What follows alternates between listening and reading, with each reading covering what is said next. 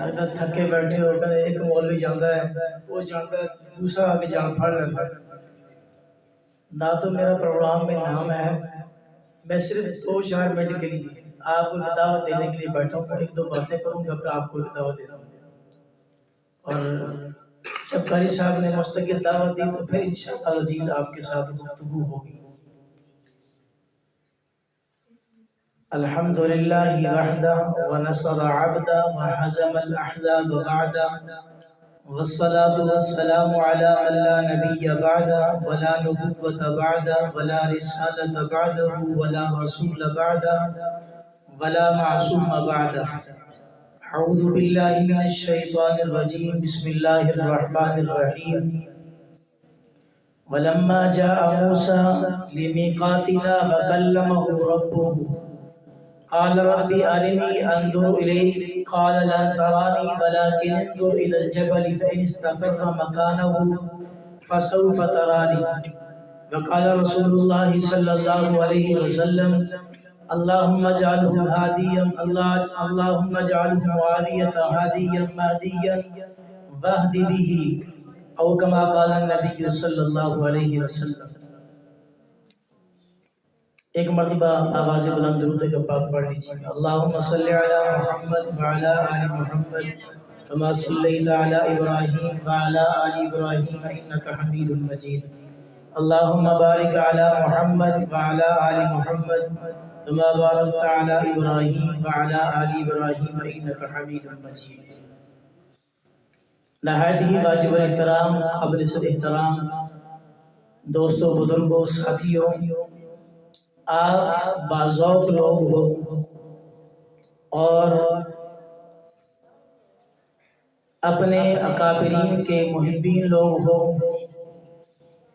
آپ میں سرفہرست ہمارے بہت ہی محترم نصر اللہ رحمانی صاحب، اللہ ان کو جزائے خیر عطا فرمائے، کہ قاری صاحب کو شانہ بشانہ سہارا دیتے رہتے ہیں، قاری صاحب کے ساتھ اس معاملے کے اندر معاملہ فرماتے رہتے ہیں، اور دیگر ساتھی جن کے مجھے نام نہیں آتے ہیں، اللہ ان سب کو اپنی جناب سے برکتیں رحمتیں عطا فرمائے.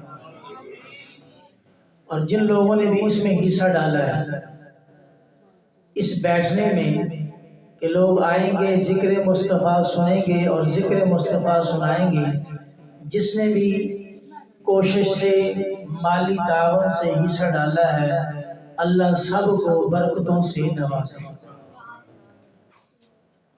یہ مہینہ رجب المرجب کا مہینہ ہے، عربی اعتبار سے چاند کے اعتبار سے رجب المرجب کا مہینہ ہے. اس مہینے کے متعلق بہت ساری چیزیں ہیں، لیکن 1-2 چیزیں میں آپ سے عرض کرتا ہوں.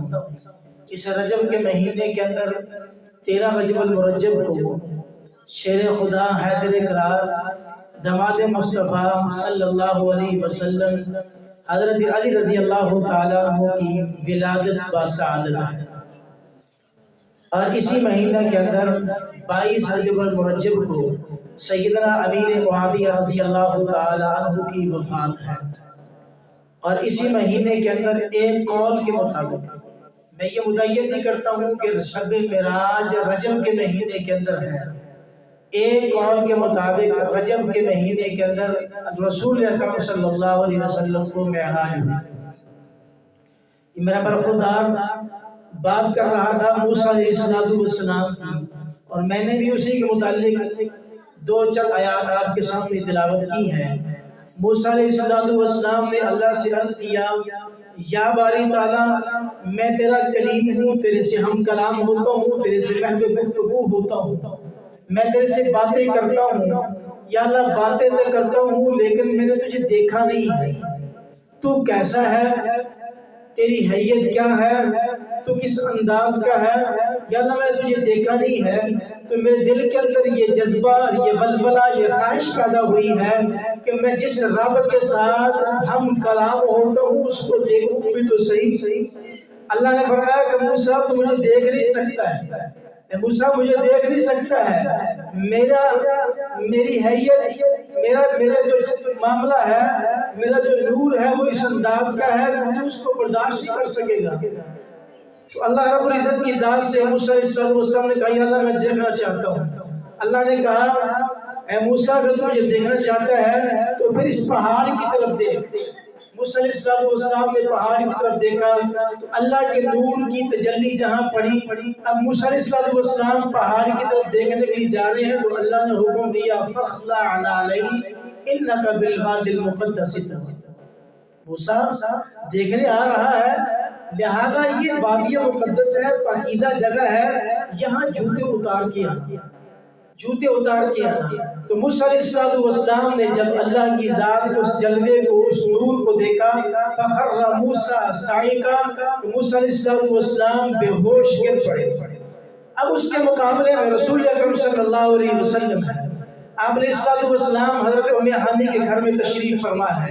حضرت جبرائیل علیہ السلام کو اللہ بھیجتے ہیں کہ جاؤ جا کے میرے مصطفیٰ کو لے کے آؤ۔ یہ معراج کا موضوع معراج کا ہے۔ تو رسول اکرم صلی اللہ علیہ وسلم کے پاس جبرائیل علیہ السلام آئے، آ کر کہنے لگے، دیکھا کہ آپ علیہ السلام محل آرام ہے۔ اب جبرائیل امین سوچ رہی ہیں، دیکھ رہے ہیں کہ مصطفیٰ کے سامنے بات کرتا ہوں تو بے ادب بنتا ہوں۔ کیا بنتا ہوں؟ بے ادب بنتا ہوں۔ تو اس سے یہ بھی پتہ چلا کہ بڑا سویا ہوا ہو تو وہاں باتیں نہیں کرنی چاہیے، بڑوں کا احترام ضروری ہے۔ جبرائیل علیہ السلام نے سوچا بولتا ہوں تو بے ادبی ہوگی، اب زمانے کا انداز کیا ہوگا، اگر سر سے اٹھاتا ہوں تو یہ بھی بے ادبی ہوتی ہے۔ اب اللہ نے جبرائیل علیہ السلام کو طریقہ سکھایا کہ اللہ رب العزت کی ذات نے فرمایا کہ جبرائیل میرے محبوب کے پاؤں کو چومو، میرے محبوب کے پاؤں کو چومو۔ کسی شاعر نے کہا قلب چومے جس منہ سے جبرائیل نے مشک و کافور سے وہ نہلایا گیا۔ اللہ رب العزت کی ذات نے اس منہ کو مشک و کافور سے نہلا کر رسول اکرم صلی اللہ علیہ وسلم کی طرف بھیجا۔ آپ علیہ السلام کی تلیہ مبارک چومی، آپ کے قدم مبارک چومے۔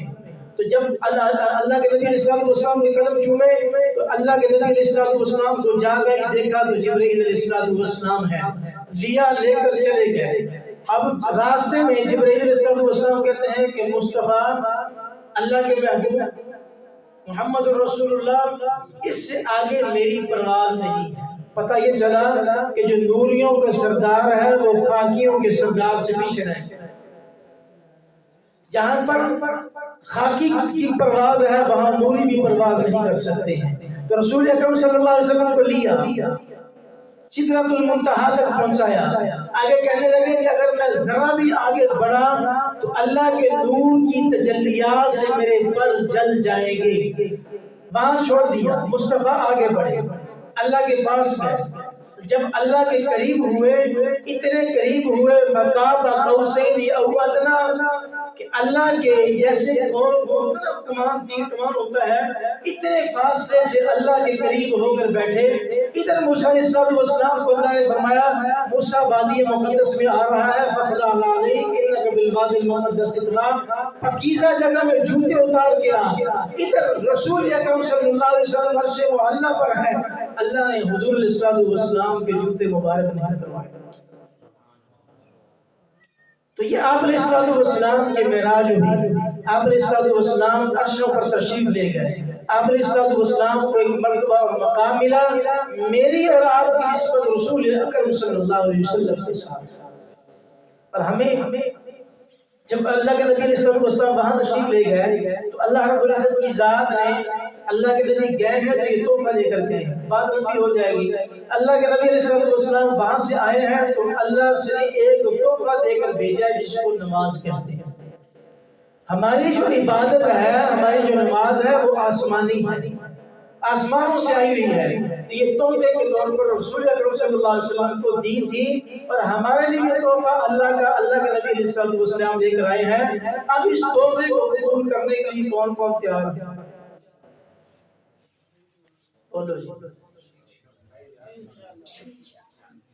تحفہ قبول کرنا چاہیے نا جی؟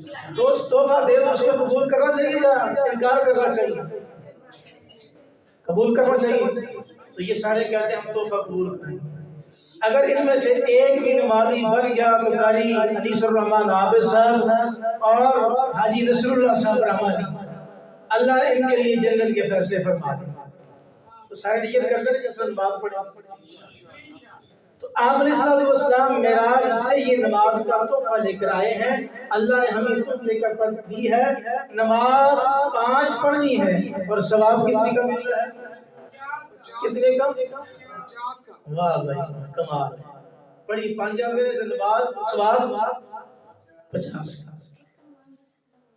سبحان اللہ، یہ کتنا بڑا نفع ہے اللہ نے میرے اور آپ کے لیے رکھا ہوا ہے، اس کے باوجود بھی ہم اس نفع کو کھو بیٹھے، اس نفع کو کیا کر بیٹھے ہیں؟ کھو بیٹھے ہیں۔ دوسری بات اس کے ساتھ میں یہ کروں گا، 22 رجب المرجب کو سیدنا امیر معاویہ رضی اللہ عنہ کی حسرت وفات ہے۔ سیدنا امیر معاویہ رضی اللہ تعالیٰ عنہ وہ شخص ہیں جو رسول اکرم صلی اللہ علیہ وسلم کے سالے برادر نسبتی لگتے ہیں۔ حضرت ام حبیبہ رضی اللہ تعالی عنہ کے بھائی حضرت ابو سفیان کے بیٹے، یہ آپ علیہ السلام کے خاندان کے چشم و چراغ ہیں۔ اب یہ آپ سے بات پوچھتا ہوں، اگر کسی کے لیے نبوت دعا کرے، نبوت کسی کے لیے دعا کرے اور باقی سارے اس کے لیے بد دعائیں کریں تو وہ نیچے آ سکتا ہے؟ کیوں جی؟ ایک دفعہ حضرت عائشہ رضی اللہ تعالیٰ عنہ کے لیے رسول اکرم صلی اللہ علیہ وسلم نے دعا فرمائی۔ حضرت عائشہ خوشی سے لوٹ پوٹ ہو رہی ہیں، بڑی خوش ہو رہی ہیں۔ حضور نے پوچھا عائشہ کیا ہوا؟ کہنے لگی یا رسول اللہ آپ نے میرے لیے دعا کی ہے تو میں کیوں نہ خوش ہوں؟ تو آپ علیہ السلام کو فرمایا عائشہ ایسی تو اب میں اپنی امت کے لیے ہر نماز کے بعد دعائیں کرتا ہوں۔ رسول اکرم صلی اللہ علیہ وسلم نے حضرت امیر معاویہ کو دعا دی، اللہم اجعلہ ہادیا مہدی، اے اللہ امیر معاویہ کو ہدایت یافتہ بنا اور اس کے ذریعے سے لوگوں کو ہدایت نصیب۔ امیر معاویہ رضی اللہ عنہ اللہ کے نبی نے دعا دی ہے، اور جس کو نبوت دعا دے وہ بے ہدایتہ ہو سکتا ہے، وہ چور ہو سکتا ہے، وہ غاصب ہو سکتا ہے، وہ غلط ہو سکتا ہے، اس کے اندر غلط داری پائی جا سکتی ہے، وہ کسی کے حق کو چھین سکتا ہے۔ اب ہمارے ہاں ایک بات مشہور ہے کہ حضرت علی کا حق چھینا حضرت امیر معاویہ، حضرت امیر معاویہ کا سنتے جو حضرت علی کے ساتھ لڑائی، اور پہلے ان کو تو دیکھ لو ان کا آپس میں معاملہ کیا ہے۔ ایک جس وقت یہ لشکر آمنے سامنے ہوئے، حضرت علی رضی اللہ تعالیٰ عنہ کا لشکر ایک طرف، دوسری طرف امیر معاویہ رضی اللہ عنہ کا لشکر۔ اب ہو کیا رہا تھا کہ حضرت امیر معاویہ رضی اللہ عنہ جو لشکر کے لوگ تھے نا جی، یہ اپنی صفوں میں، اور حضرت امیر معاویہ کے لشکر کے لوگ اپنی صفوں میں۔ جب حضرت امیر معاویہ رضی اللہ عنہ کے لشکر کا دسترخوان لگتا، روٹی لگتی، کھانا لگتا، تو حضرت علی رضی اللہ تعالیٰ عنہ کے لشکر کے لوگ حضرت امیر معاویہ کے دستر پر آ کر کھانا کھاتے۔ کیا کرتے؟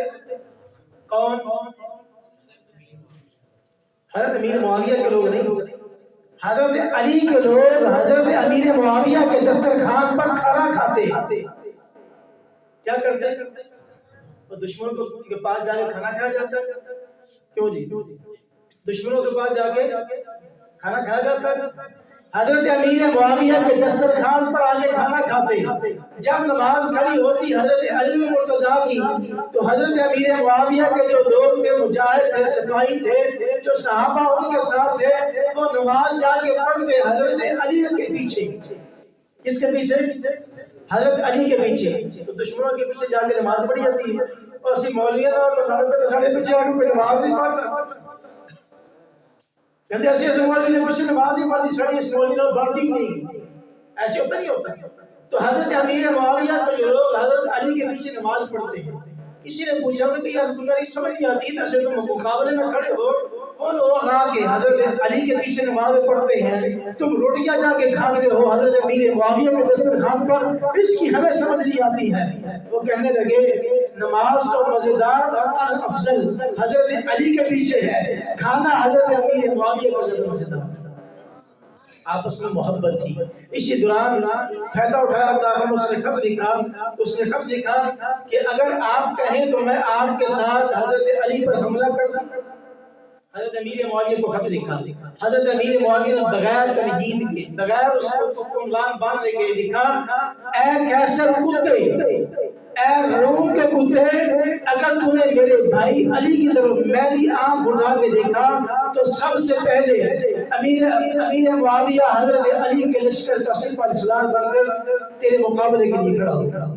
اس لیے میرے محترم دوستو بزرگوں، نہ حضرت علی کو ہم برا کہہ سکتے ہیں، نہ حضرت امیر معاویہ کو برا کہہ سکتے ہیں، بلکہ ہم تو یوں کہیں گے علی بھی صحابی رسول، معاویہ بھی صحابی رسول، علی بھی حضور کا رشتہ دار، امیر معاویہ بھی حضور کا رشتہ دار، امیر معاویہ بھی حضور کے خاندان کے، علی المرتضیٰ بھی حضور کے خاندان کے، امیر معاویہ بھی جنتی، علی بھی جنتی، وہ بھی کامیاب، شہید کے بعد کامیاب، تو علی سے بھی اللہ راضی ہوئے، علی المرتضیٰ سے اللہ راضی ہوئے. اس لیے ہمیں کسی کی مخالفت کرنے کی ضرورت نہیں ہے.